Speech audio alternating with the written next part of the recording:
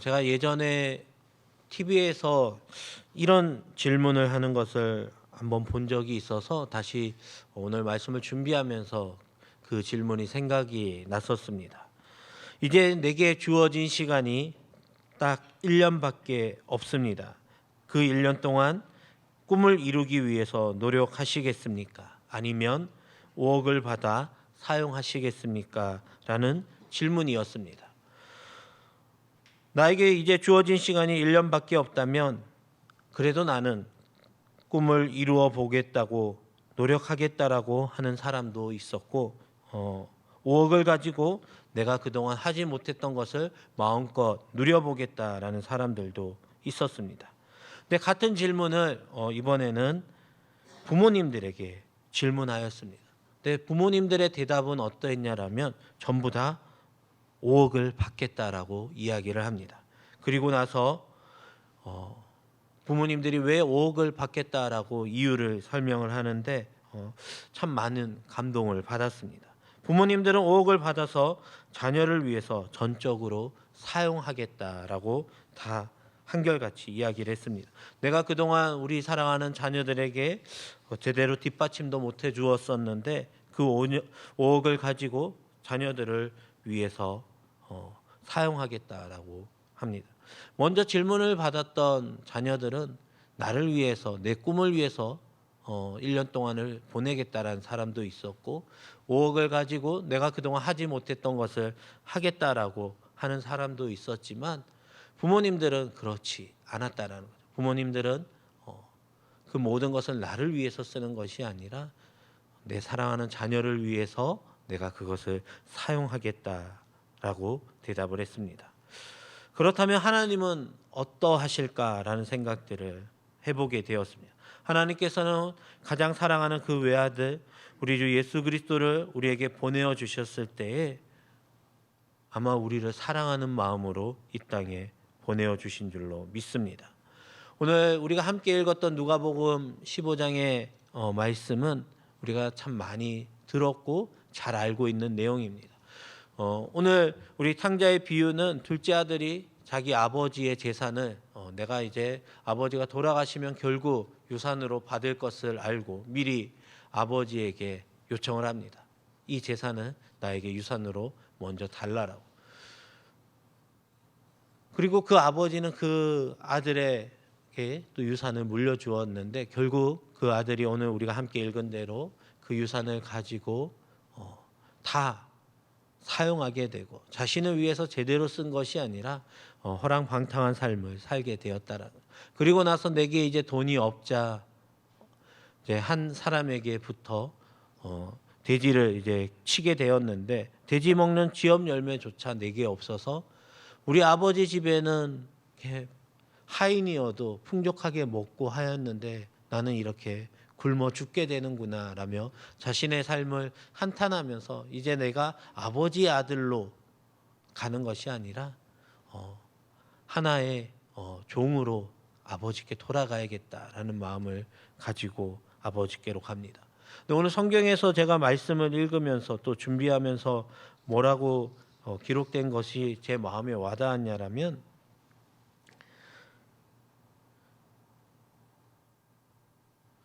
20절 말씀에 보면 이렇게 기록하고 있습니다. 이에 일어나서 아버지께로 돌아가니라. 아직도 거리가 먼데 아버지가 그를 보고 측은히 여겨 달려가 목을 안고 입을 맞추니.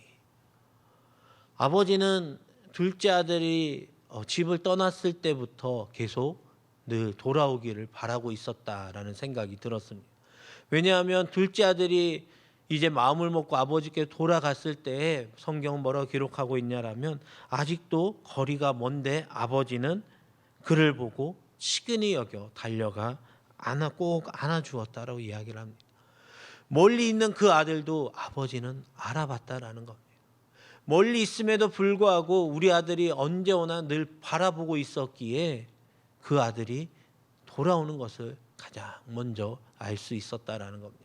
그러나 첫째 아들은 어떠하였습니까? 첫째 아들은 이제 일을 마치고 돌아오는데 집에 잔치 소리가 나니까 하인을 불러서 물어봅니다.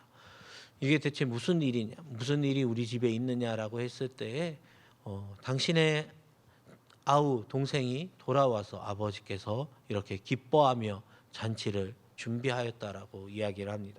근데 오늘 성경은 뭐라고 얘기하냐면 첫째 아들이 노하여 들어가고자 하지 아니하였다라고 이야기를 합니다.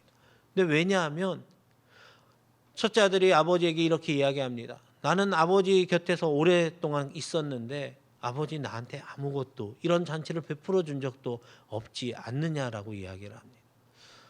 제가 이 말씀을 준비하면서 무슨 마음이 들었냐라면 우리는 첫째 아들의 마음도 우리에게 있을 수 있고 둘째 아들의 마음도 있을 수 있다라는 것. 나는 교회에서 떠나지 않고 방황하지 않고 늘 교회에 있었는데 하나님 왜 저에게는 기도의 응답을 더디게 해주시고 또 저에게는 은혜를 주시지 않고 저렇게 방황하던 사람을 하나님 늘 축복해 주시느냐라고 우리는 그렇게 이야기할 수 있는 그러한 또 연약한 존재인 것 같습니다.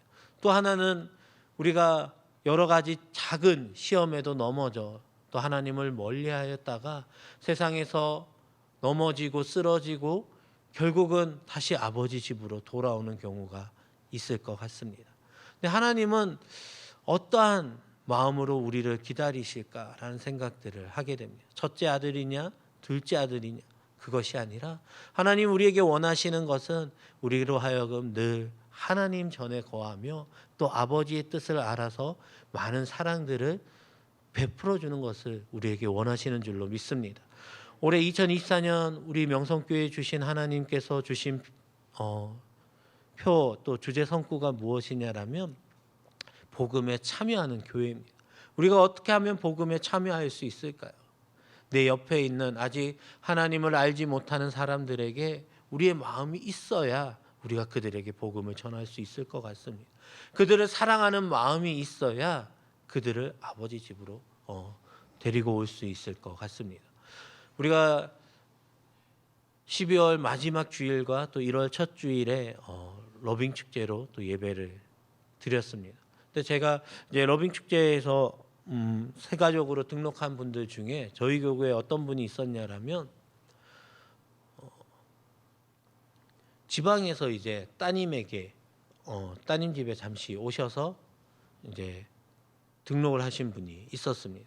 근데 그분이 뭐라고 얘기를 하냐면 이제 그 따님도 교회를 아직 다니지 않고 있는데 사돈이 이제 교회를 다니면서 늘 교회 나가라고 우리 아들 데리고 제발 교회 좀 나가라고 늘 이야기를 하셨다라는 거예요. 그러면서 우연찮게 이제 저희 교구 권사님을 통해서 같이 교회 가보자라고 이야기를 들으시고 이제 교회 이제 러빙 축제 때 처음 나오셨는데 제가 딱 느꼈던 건 무엇이냐라면 하나님께서 오랫동안 눈물로 기도하면서 씨를 뿌렸던 분이 있었고 또 그분의 그 씨를 뿌렸기 때문에 저희 교구의 권사님을 통해서 열매를 거두게 하셨구나라는 생각들을 하게 됩니다. 그리고 저희가 이제 같이 기도하면서도 처음 나오시는 분들 중에 이렇게 열심을 다해서 또 이렇게 잘 저희가 이야기할 때 기도하거나 이럴 때 어색한 부분들도 많이 있을 텐데 그분을 제가 보면서 느낀 건 뭐냐면 사모하는 마음이 있으시구나라는 것을 느끼게 되었습니다.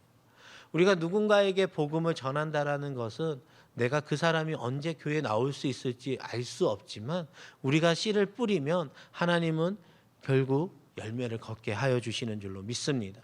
우리가 오늘 누가복음 15장의 말씀을 통해서도 우리가 기억해야 되는 것 중에 하나는 무엇이냐라면 나 또한 첫째 아들의 모습이 있을 수 있고 둘째 아들의 모습이 있을 수 있다라는 겁니다. 근데 첫째 아들은 내가 그냥 늘 있었기 때문에 당연히 복을 받아야 된다라고 생각을 합니다. 근데 아버지가 뭐라고 이야기하냐면 이렇게 이야기를 합니다.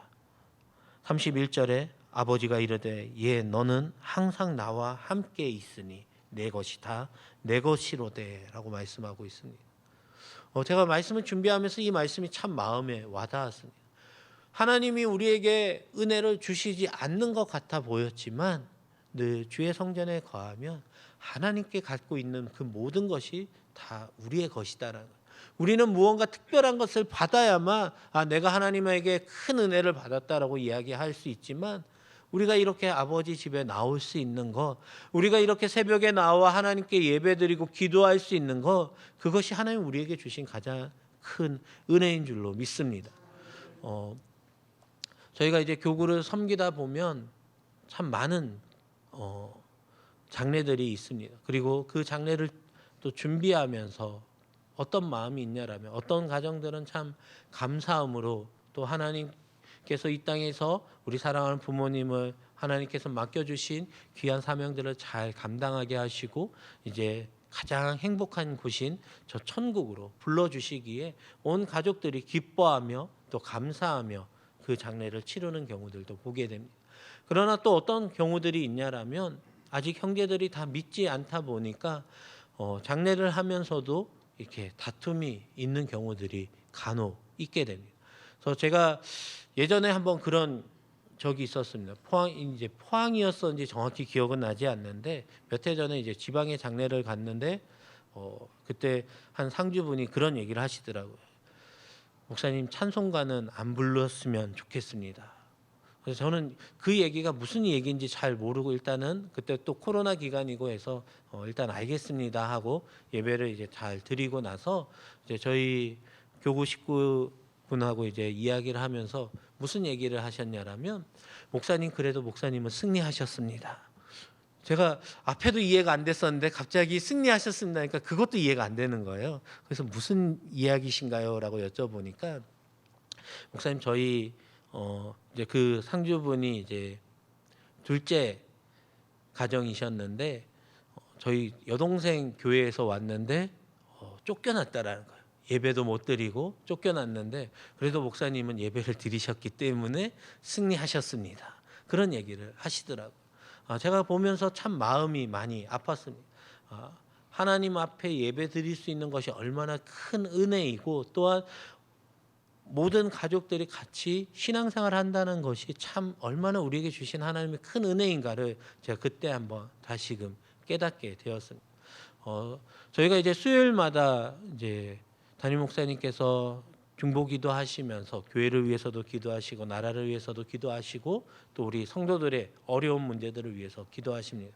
아마 지난주 이제 수요예배 다들 나오셔서 같이 기도 제목들을 많이 보셔서 아시겠지만 그 중에 한 분이 이제 췌장암으로 판명을 받아서 이제 지금 조직 검사 결과를 기다리고 있는 중에 있습니다. 이제 조직 검사 결과에 이제 수술을 할 수 있다라고만 해도 참 감사한 일이거든요. 아직 췌장암은 저희가 뭐 위암이나 또 폐암 같은 경우 그래도 이제 완치를 받으시는 분들도 있고 하지만 췌장암은 아직 그렇지 못하다라고 이야기를 합니다. 그런데 이제 이분이 연세가 많으셨으면 좀 저희가 덜 마음이 아플 텐데 그때도 목사님께서 말씀하셨지만 자녀가 이제 17살 그리고 둘째가 9살이었어요. 아직 젊은 분이시거든요. 그래서 제가 그 분을 위해서 기도하면서도 참 마음으로 많이 기도하게 되었습니다. 우리는 내일이 아니어도 우리의 마음을 다해서 또 우리의 힘을 다해서 함께 기도할 때에 하나님이 그걸 가장 원하실 것 같습니다. 왜냐하면 우리는 늘 아버지 집에 있었기에 주의 성전에 있었기에 하나님 우리에게 주신 은혜 중에 하나가 바로 건강이고 또 평화이고 또 행복인 줄로 믿습니다. 우리가 큰 축복을 받았다라고 이야기하는 거 많은 사람들은 뭐라고 생각하냐라면 내가 물질의 축복을 많이 받았다. 우리 자녀들이 다른 사람들보다 좋은 대학에 가고 성공했다. 우리는 그것을 큰 축복을 받았다라고 생각할 수 있지만 제가 교구를 섬기면서 특별히 이제 연세가 많은 우리 권사님들을 보면 기도 제목은 딱 한 가지시더라고요. 천국 가기 전까지 아버지 집에 늘 나올 수 있는 건강의 은혜를 허락해달라. 그걸 위해서 기도해달라. 다른 기도 제목이 없으시더라고요. 물론 뭐 자녀들이 잘 되는 것, 형통하는 것 당연히 기도하시지만 그게 중요한 게 아니다라는 것. 하나님 부르시는 그날까지 내가 아버지 집에 거할 수 있는 것, 그것이 목사님 하나님 저에게 주신 가장 큰 축복이다라고 이야기하시는 걸 들으면서 우리가 누려야 될 가장 큰 축복은 우리가 있어야 되는 이 자리 바로 아버지 집인 줄로 믿습니다. 우리가 세상에 보면 좋아 보일 수 있습니다. 세상에서 행복해 보이는 사람들 좋아 보일 수 있습니다. 그러나 우리가 막상 그곳에 가면 오늘 둘째 아들과 같이 잠깐은 좋아할 수 있지만 우리가 가진 것을 다 내어놓고 이제는 아무것도 없기에 내가 굶어 죽을 수밖에 없구나라고 하고 결국 다시 돌아온다라. 물론 아버지는 우리를 사랑하시기에 우리가 그런 죄를 범하였어도 오늘 성경에 기록된 대로 멀리서 그 아들을 보고 달려가 치근히 여겨 끌어안았다라고 말씀해 주시는 것처럼 우리 주님도 우리에게 그렇게 하실 것 같습니다. 우리가 다시 돌아오면 하나님께서는 누구보다도 가장 기뻐하시고 잔치를 베풀어 주실 것 같습니다. 그러나 우리도 자녀를 키워보고 있기에 아버지의 마음을 속상하게 하는 일이 없어야 될 것 같습니다.